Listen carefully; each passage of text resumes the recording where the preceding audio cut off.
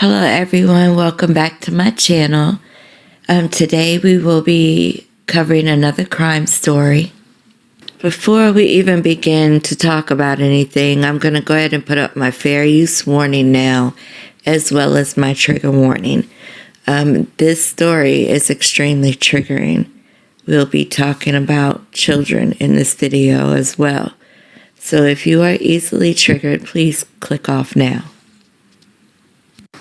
There are so many different scenarios that can take place in the moment of a breakup. Anything really can happen. It's almost like a gamble. In the moment of the breakup, you really don't know what to expect. You don't know whether this person that you once loved, respected, and cared about, you don't know if they're going to just go ahead and walk away from the situation, or are they going to linger? Are they going to still hold on? Or are they going to do something to get back at you? Well, Faith Green of Dearborn, Michigan was hoping for those results. She was hoping that, he would walk away. She knew he would be angry, but she didn't think he would do the unthinkable. I'm not happy. I'm not satisfied with the outcome. There's no punishment that fits the crime. Not even torture and death would be justice. Your justice will come when you burn in hell for all eternity for murdering 4 innocent children, all because you're insecure as a man. Plus the other 2 lives you took. You are a con artist. You are a monster. You are a devil in disguise. You are now forever exposed. I've thought over and over again what I would say, even though it doesn't even matter. First of all, I am not and did not and will not suffer like you intended for me to do. What you tried to do didn't work. I am and was a damn great mother to all of my children. I was their mother and father. I'm the one who took out the time with each and every one of them. I taught them how to do things as well as people in my family and friends. I taught Chadney how to treat a woman with respect, how to fill out a job application, mock interviews, how to pay bills, encouraging him to give his all in his schooling, producing movies, and his drawings. He was a great artist. He graduated from Specs Howard for digital media arts. He wanted to be a producer to make movies. I taught Kara to stay focused, aim high. I showed her how to drive, how a young lady is to carry herself in an orderly manner. Be all that you can be. Try out for everything that you're interested in doing. Pursuing higher education. We were filling out college applications. She wanted to be an OBGYN doctor. She was going to graduate this year from high school. I taught Coy to be open to new things like learning a new language, be confident in doing her schoolwork and in herself. She loved doing arts and crafts with me, letting her imagination run wild. She loved dressing up and putting on my high heels. She would make me laugh, looking at me over her glasses like a little old lady. She loved ballet, cheerleading, and planting flowers with me. My Kaleigh had the greatest memory. She loved singing. She loved to carry her purse, which was always filled with hand sanitizer and lip gloss. She loved getting her nails painted and sometimes doing it herself. She also loved ballet and cheerleading. She loved balloons and playing outside. I taught them to be giving, loving, and respectful, to help others, to volunteer.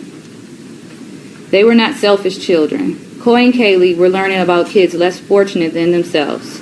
I took them with me to purchase items for Christmas and explained to them what we were doing to make them happy. I always encouraged them and told them that they can do anything they put their minds to do. Those are the lives that you took.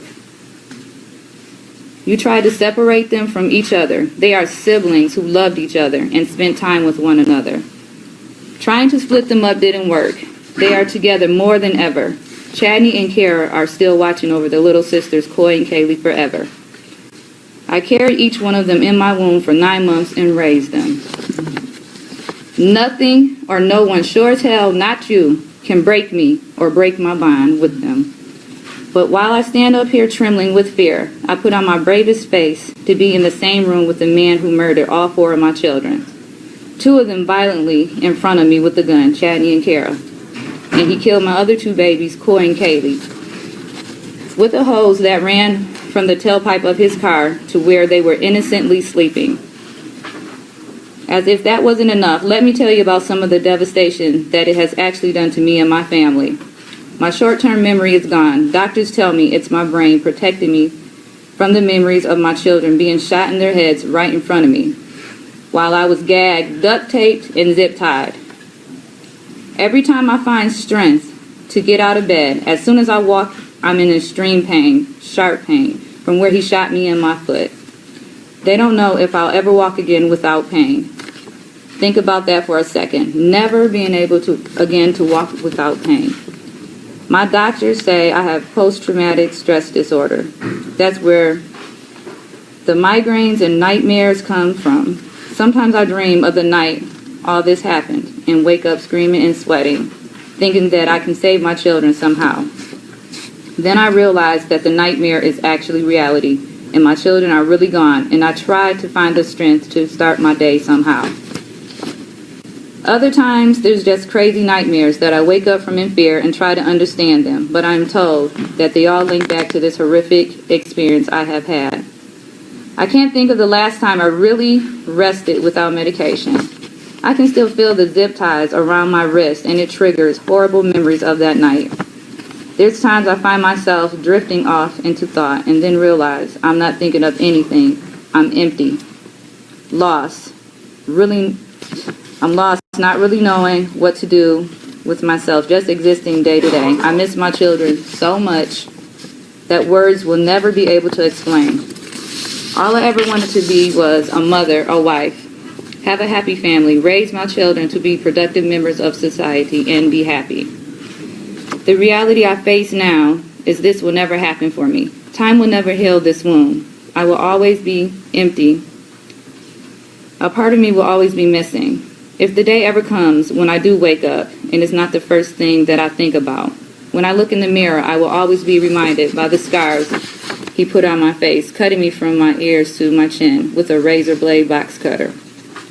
The pain on the left side of my face never goes away. He cut me so deep that it severed multiple nerves that may never heal correctly. I lost so much blood. I was in critical condition for days. I should have died. Some days I wish I would have.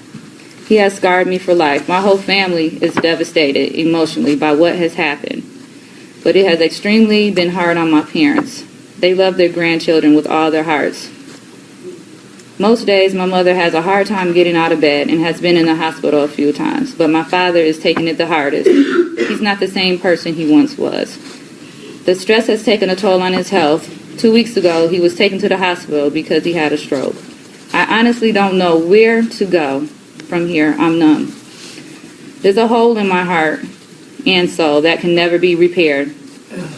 The loss to me is so big that I will never truly recover for the rest of my life. I will be forever in pain and heartbreak. This wound will never heal. This wound will never heal. I would like to thank the court and you, Your Honor, for the time you have allowed me to speak. I would like to thank the prosecutor's office and staff and all the police officers who helped in this case. In closing, I understand the recommendation of the sentence, but I would like to recommend, as a victim myself and the mother of all 4 murdered children, life in prison without the chance of parole. Thank you. Faith Green. Thank you. During the early morning hours of September 21st, 2016, Faith Green's worst nightmare became a reality as she witnessed her children get murdered before she was attacked. But let's take a look back at a time where Faith was just 14 years old and Gregory was actually married to someone else.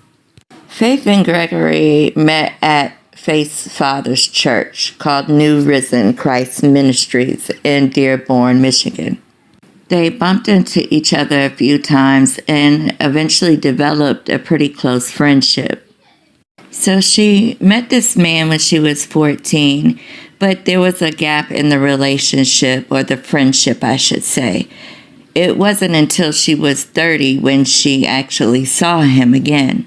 When Faith first met Gregory, he was married to Tanya Green.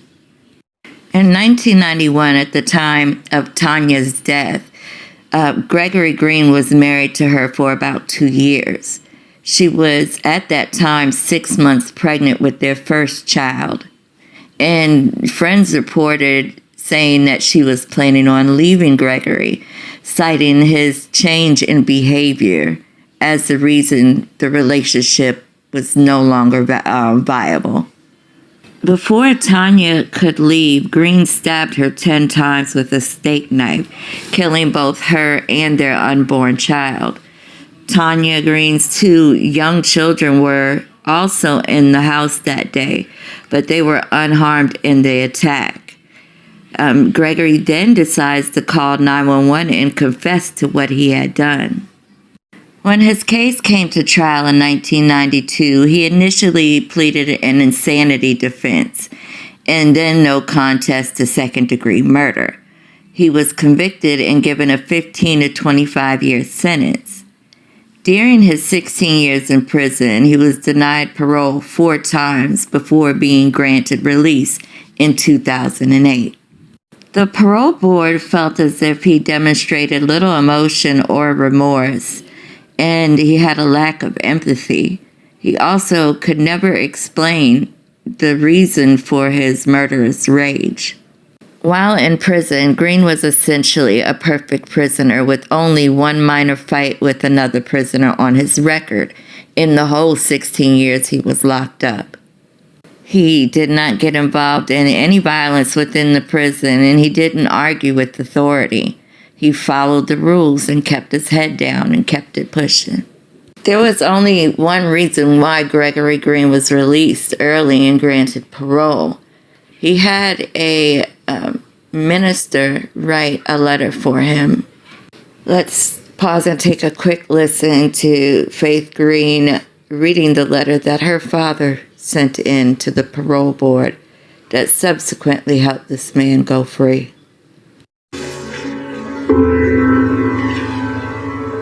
This is a letter that my dad wrote when Greg was up for parole. And this is something that I knew nothing about until after my case had passed. It says, "Dear Parole Board, I greet you in the name of our Lord and Savior Jesus Christ. I'm writing this letter in support of Gregory Green.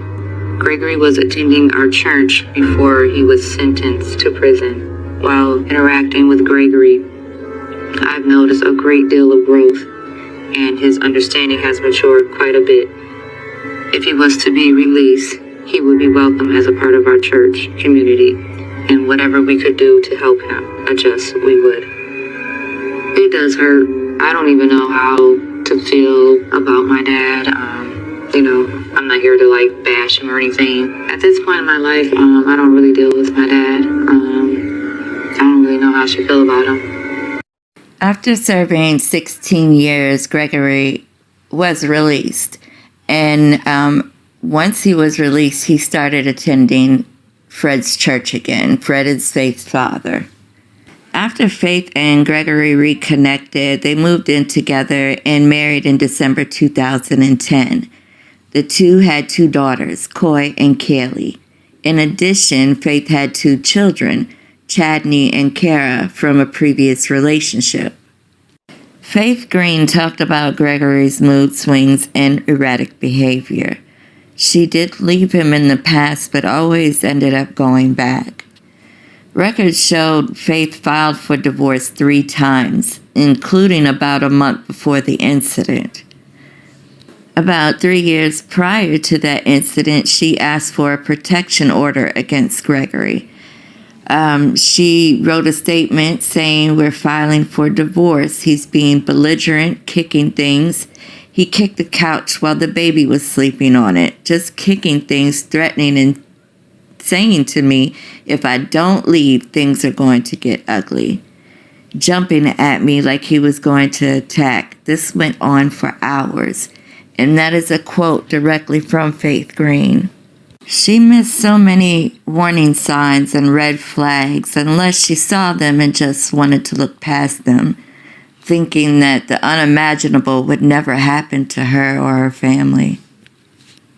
Kara saw the warning signs, though, and she recorded or wrote down every incident that took place. This is Kira's diary. On this page it says, I don't like Greg. Mom's obsessed with him. Something doesn't seem right about Greg. And they're talking about getting married. I don't want to call him Dad. It's like everyone loves him but me. It just doesn't seem like he's, I can't even explain it. I never knew, this is how she felt. That baby knew what type of monster her mother was dealing with. She was able to see what the mom couldn't. But on September 21st, 2016, things were different. Faith said Gregory woke her up in the middle of the night and forced her into the living room. Then she was bound with zip ties along with Chadney and Kara. Gregory then instructed the three of them to go into the basement. Let's listen in Faith's own words as to what happened that night. I'm giving my trigger warning again. Please click off if you're easily triggered. I remember hearing the gun cock. But he didn't do anything. I think he was thinking about shooting me, but he didn't. I think what he was doing was trying to build himself up to do this. Then he says to me, do you want to see the girls? So I'm shaking my head, yes, I want to see them. I thought the girls were safe while this was going on. I just thought they were still in their bed sleeping. And next thing I know, he immediately shot my daughter 2 times. I remember screaming. She looked at me like, Mom, and then it was just, her spitting up blood, gurgling, then she turned her head, and it's like, you never forget that sound, like gasping for air and not being able to do anything. There was nothing I can do because we're all tied up. There was no way for me to move or try to do anything. Then at some point he shot my son, and I remember my son just saying, ow, and then rolling over, and he never moved again, never said anything. Then that's when he raised the gun to me.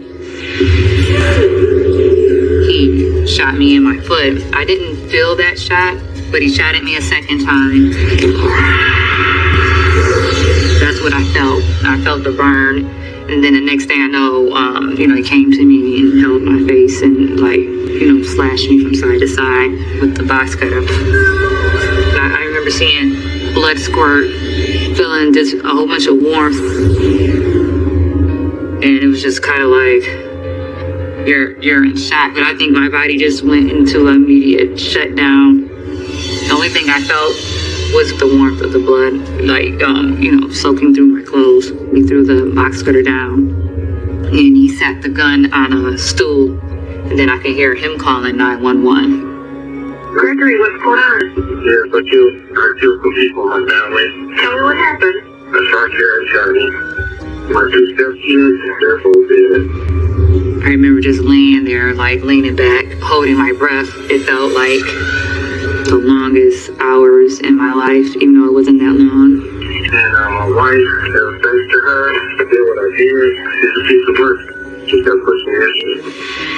Next thing I know, the police are knocking on the door. They're announcing themselves, saying, this is the police. If anybody's here, let me know. And I'm like, I'm here. And they're like, come up. I'm like, I can't. I was like, he has me tied up. She's the only one that's fine. I cut her face. Somebody came, and I remember there was a guy there trying to take the duct tape and the zip ties off, and then he was trying to find out where I was bleeding from and trying to stop it, but they couldn't really tell because there was so much blood. And then they put me in the EMS truck and took me to the hospital. I just want to tell myself, man, I know I'm going to hurt for the rest of my life, and I deserve that.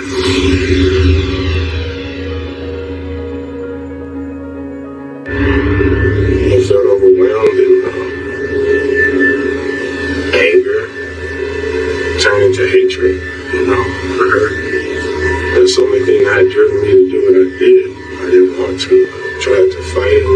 just got fed up.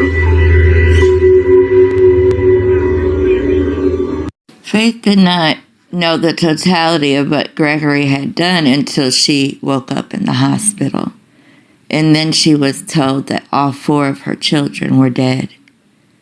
Chadney, 19, and Kara, 17, both gunned down in front of her. Coy was 5 and Kaleigh was 4. They were picked up out of their beds while they were asleep and placed in a car where he decided to take a hose and run it from the tailpipe, killing them from monoxide poisoning. The brutal nature of the crime shocked everyone. Despite Gregory's previous murder conviction, the authorities learned that he worked for the city's water department and the airport in the past.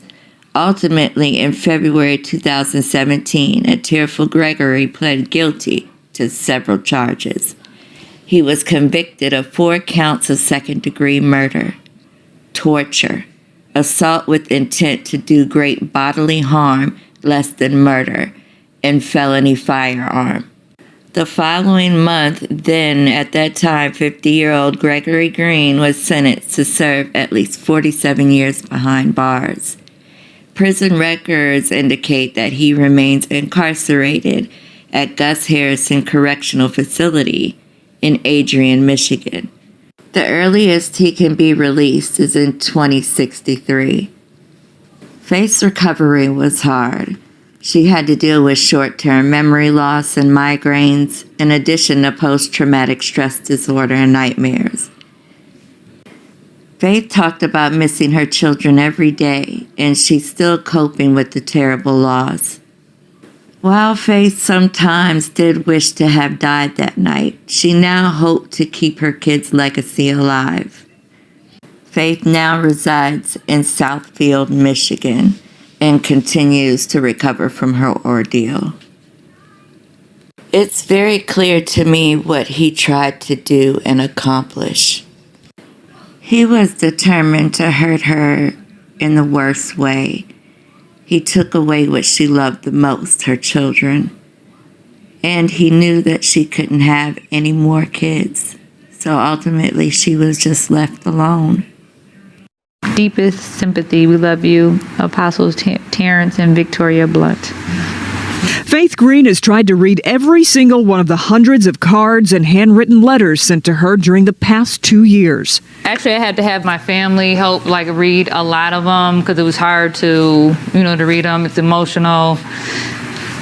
It's still hard. Life has not gotten easier. She lives every second with the mental, emotional, and physical scars left by her husband, and she can't stop thinking about her 4 children. I miss them so much. And it's hard to go on when you see people with their kids, and then if you have to go to the store, it's you try to hurry up and pass the clothes, because then it's oh, I would have bought that for them. And then it's people may say oh, she's smiling, she looks okay, but really I'm not. I don't know, I gotta go on. How are you doing? I mean, you mentioned the short-term memory loss. Honestly, I have a lot of bad days. My depression has gotten worse. I used to didn't believe those commercials where they say depression hurts. It really hurts. There's days I cannot get up. I have to kind of pep talk myself. It's it's a hard day. It's hard. This year is worse than last year. Worse because as time passes, the reality of what happened is slowly sinking in. One of the things that keeps her going is the outpouring of support she's received from all over the world. I did write something to tell everybody.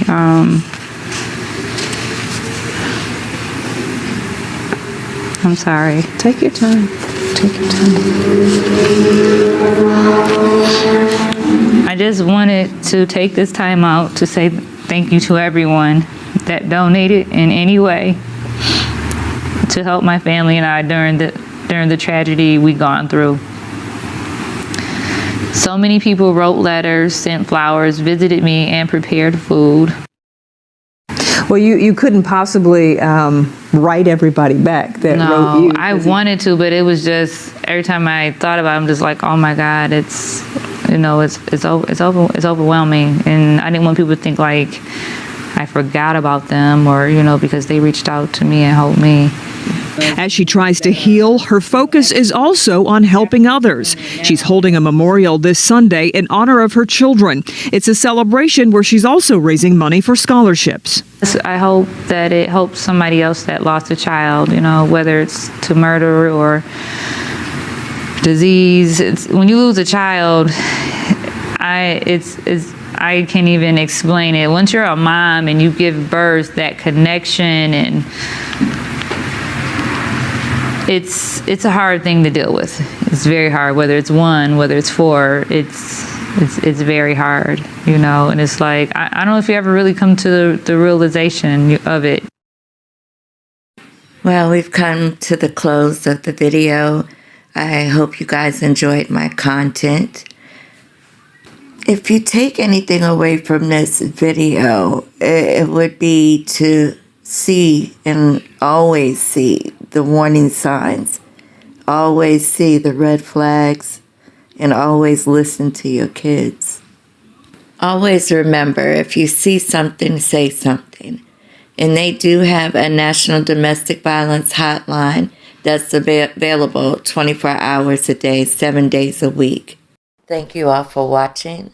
Please make sure you like, share, comment, and subscribe. Hit that notification bell, set it to all, so you'll be notified anytime I go live or premiere. Be kind to one another and have a good night.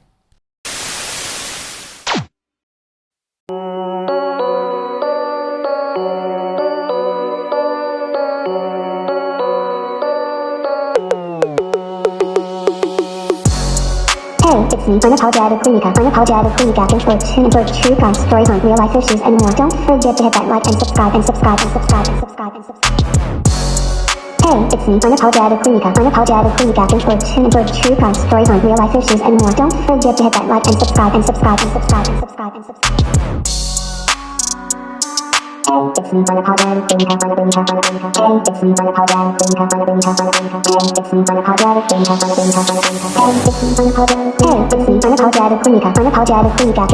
for true crime stories on real life issues and more. Don't forget to hit that like and subscribe and subscribe and subscribe and subscribe and subscribe.